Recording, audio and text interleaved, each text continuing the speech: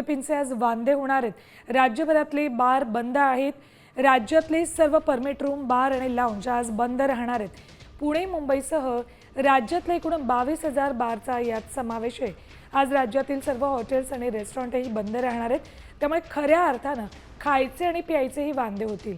राज्य सरकारनं लादलेल्या अन्यायकारक करवाढीचा निषेधार्थ असोसिएशन ऑफ हॉटेल्स अँड रेस्टॉरंटकडून बंदची हाक देण्यात आली।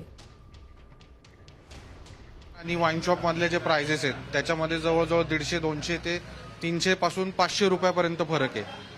ह्याच्यानी होणार काय की जे कंझ्युमरची जी पेइंग कॅपॅसिटी आहे ती नक्कीच घटणार आहे आणि मग कस्टमर कुठेतरी वाईन शॉपवर शिफ्ट होणार आहेत आणि मग कुठेतरी हातगाडीवर किंवा चायनीजच्या स्टॉलवर अशा ठिकाणी मग ते मद्यप्राशन करण्याचे प्रकार वाढणार आहेत आणि सामाजिक सुरक्षा आणि कायदा सुव्यवस्थेचा प्रश्न यातनं निर्माण होईल असं एक मला वाटतं।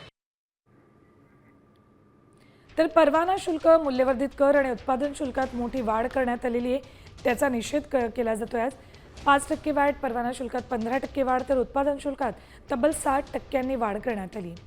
करवाढीमुळे अनेक व्यवसाय आणि हजारो नोकऱ्या संकटात आल्याचा दावा करण्यात आला असोसिएशनकडून। 20,000 बार मालक संपावर जात आहेत। मुंबईतील 8,000 बारचा यात समावेश आहे। तर संप न करण्याचं सरकारनं आवाहन केलं आणि अडचणी कायदेशीर मार्गाने सादर करा अशा सूचनाही केल्यात।